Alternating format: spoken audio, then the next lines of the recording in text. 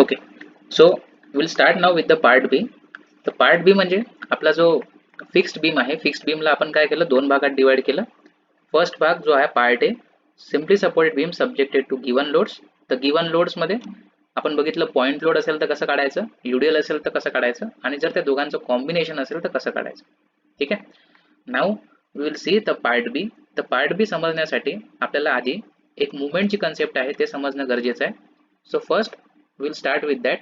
Let's take a beam, a simply supported beam, ज्याच्यामध्ये these are the two reactions I am assuming. या मी assume करतोय दोन reaction VA आणि VB. दोघांची direction कशी आहे बघून घ्या, अपवर्ड डायरेक्शन मध्ये. आता या बीम मध्ये जे आहे, instead of forces there is one movement.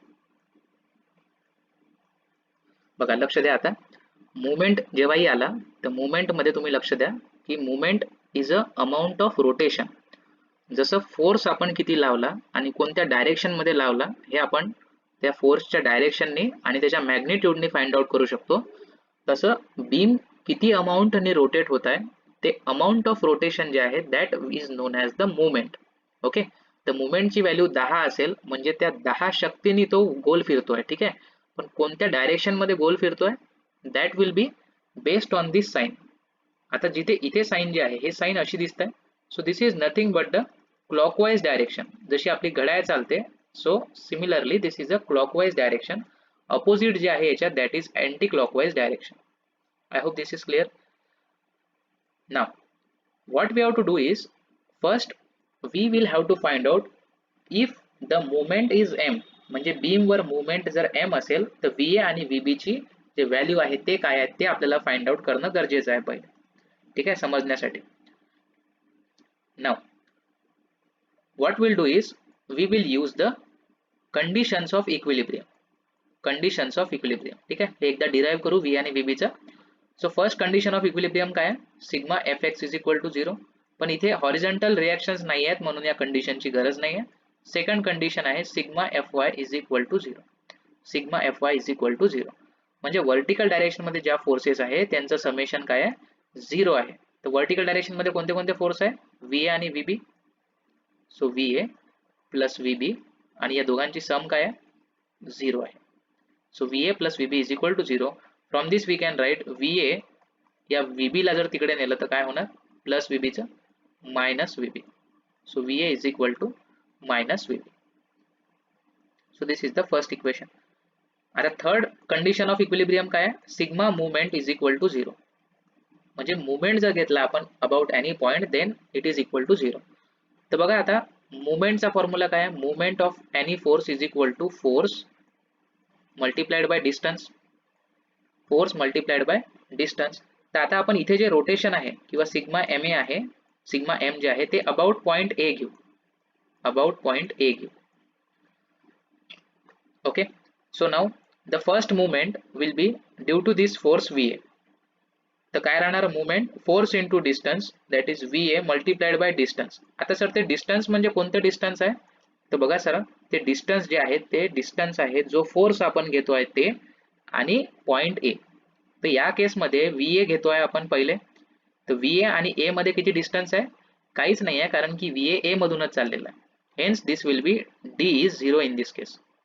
आता सेकंड काय आहे, इथे M आहे. तर M म्हणजे डायरेक्टली मुवमेंटच आहे, याला डिस्टन्सनी मल्टिप्लाय करायची गरज नाही आहे. फोर्स इंटू डिस्टन्स हे डायरेक्टली M ची व्हॅल्यू आहे. आपण सिग्मा MA इथे काढतोय ना, सो डायरेक्टली M ची व्हॅल्यू टाकायची. So that is M. आता मुवमेंट ची डायरेक्शन आपण इथे टाकणं गरजेचं आहे. तर आपल्याला अज्युम करावं लागेल एक डायरेक्शन. तर for now we are assuming the clockwise direction as positive. Clockwise डायरेक्शनला आपण पॉझिटिव्ह अज्युम करू. तर हे कोणत्या डायरेक्शन मध्ये आहे, M क्लॉकवाइज डायरेक्शन मध्येच आहे. So this will B positive. Now the last is this VB. High VB. So movement काय याचा, VB force into perpendicular distance between point A. तर पॉइंट A पर्यंत जे डिस्टन्स आहे ते आपल्याला घ्यावं लागेल. सो हे डिस्टन्स किती आहे, let's say the total length of the beam is L. So VB into L. आता या मुवमेंटची पण डायरेक्शन घ्यावं लागेल, प्लस घ्यायचं की मायनस. त्यासाठी आपण बघायचं की हा VB जो फोर्स आहे, हा VB फोर्स आपल्या बीमला कसा रोटेट करतोय, कसा रोटेट करतोय. आपण पॉइंट ऑफ रोटेशन काय घेतलाय, A घेतलाय म्हणजे अबाउट A रोटेशन. पण कसं रोटेट करणार, म्हणजे आता बघा हे VB जो आहे हा वर ढकलतोय या बीमला, म्हणजे हे बीम अशी हळूहळू वर जाणार, पण वर जाईल आणि इकडे जाईल अशी, कारण की हा पॉइंट जो आहे हा फिक्स्ड आहे इथे. आपण अज्युम मुवमेंट जो आहे या पॉइंटच्या अबाउट काढतोय. So this is the movement. What is the direction of this movement? What is this direction? This is anti clockwise direction. आणि आपण आत्ताच घेतलं की क्लॉकवाईज पॉझिटिव्ह आहे, तर जर क्लॉकवाईज पॉझिटिव्ह असेल तर अँटी क्लॉकवाईज काय घ्यायचं? Negative. That's why here is minus and this total is equal to 0. आता हे तर 0च झालं. So this much thing is remaining. हे VB into L right hand साईडला जर नेलं तर M will be equal to VB into L. From this VB ची व्हॅल्यू किती आली? VB is equal to M divided by L. VB is equal to M divided by L. म्हणजे हे जे VB आहे याची व्हॅल्यू आहे M divided by L. M divided by L. आता हे VB ची व्हॅल्यू जी आहे इक्वेशन नंबर 1 मध्ये टाकायची. मग काय भेटते आपल्याला? VA is equal to minus VB, म्हणजे VA is equal to minus VB ची व्हॅल्यू किती आहे? M by L. Minus M by L. Now pay attention.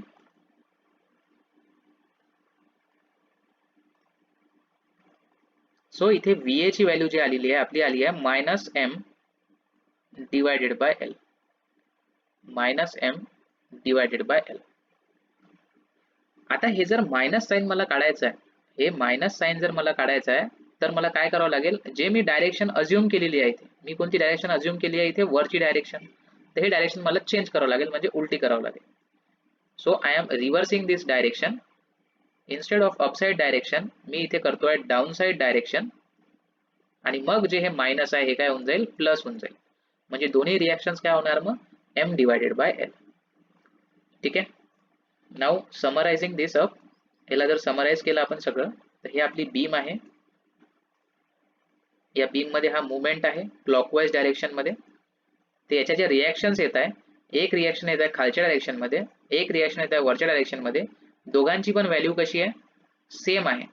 बघा M by L, M by L. फक्त डायरेक्शन जे आहे ते कशी आहे? डिफरंट आहे. Okay, I hope this is clear. Now if you pay attention in this, तर हा जो मुवमेंट आहे, हा मुवमेंट जो आहे याची लोकेशन जे आहे, म्हणजे हा सेंटर मध्ये आहे की एका कोणत्यात आहे, याच्या लोकेशनवर जे आहे हे VA आणि VB डिपेंड नाही करत.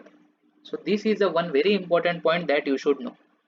The location of movement does not affect the reactions value.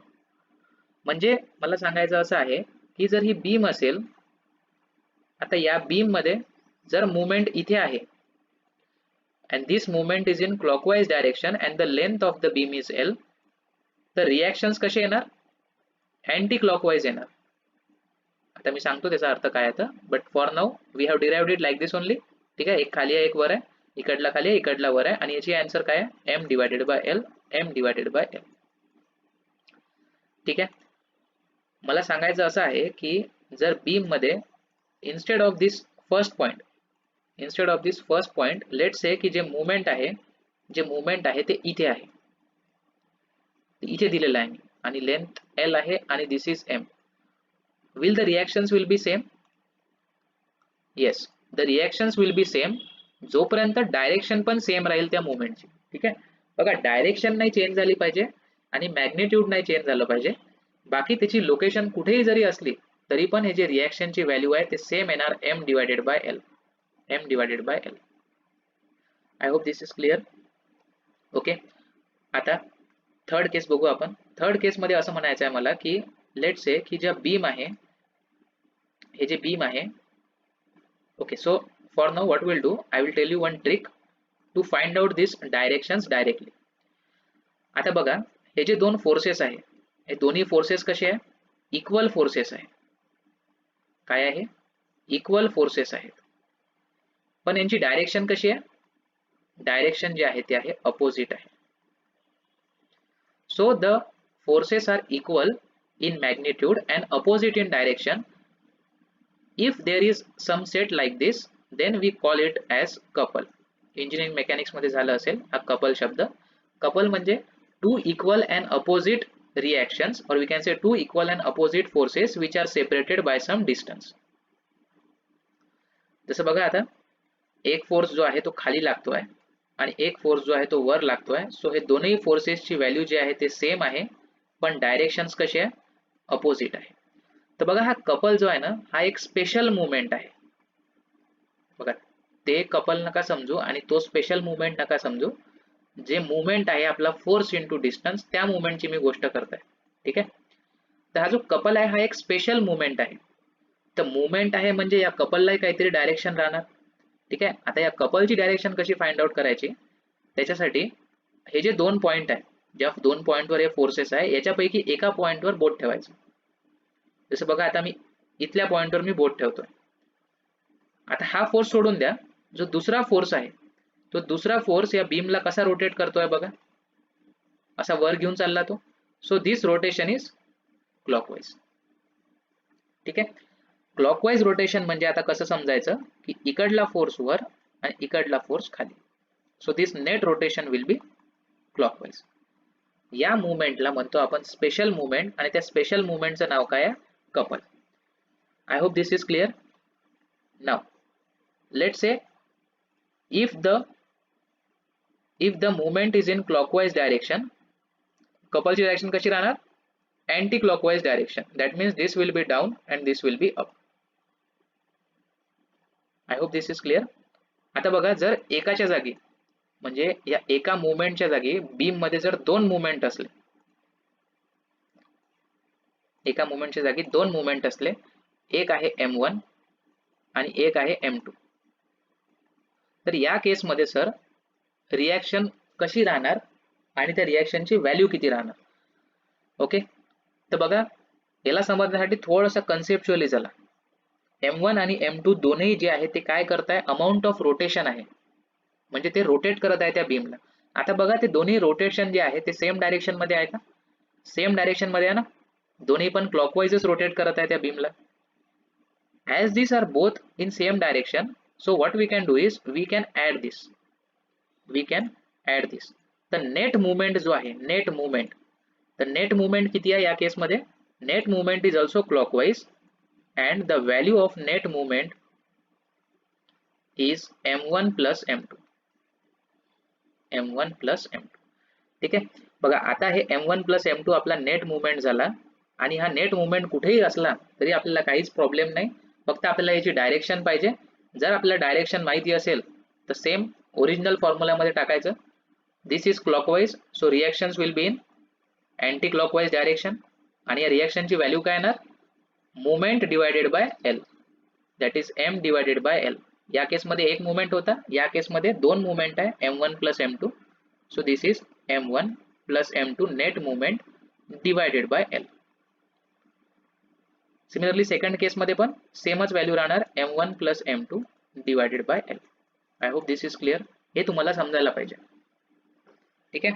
दोन मुवमेंट्स आहे, दोघांची डायरेक्शन सेम असेल तर. आता जे लास्ट केस आहे जे आपल्याला बघायचं आहे ते आहे जर दोघांची डायरेक्शन जे आहे ते डिफरंट असेल तर. म्हणजे एक डायरेक्शन जे आहे, एक डायरेक्शन आहे क्लॉकवाइज आणि एक डायरेक्शन आहे अँटी क्लॉकवाइज. त्याला नाव देतो मी MA आणि याला नाव देतो मी MB. Okay. So the first one is MA and this is MB.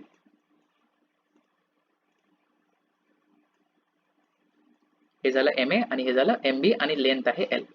आता या केसमध्ये we will have to assume something. फक्त या MA आणि ME वरून आपण MB वरून आपण सांगू नाही शकत. आपल्याला काय करावं लागेल, अज्युम करावं लागेल MA आणि MB ची व्हॅल्यू. तर इनिशियली आता मी काय करतोय समजण्यासाठी, इथे MA ची व्हॅल्यू जी आहे, okay, this MA value I am taking it as 10 and this MB value I am taking it as 50. ठीक आहे. आणि लेंथ जे आहे ते आहे 10. आता पटकन बघा, नेट रोटेशन जे आहे म्हणजे हा जो MB आहे हा 50 ने रोटेट करताय क्लॉकवाइज आणि MA जो आहे तो काय करतोय, इमॅजिन करा MA काय करतोय 10 ने अँटी क्लॉकवाइज फिरवतोय.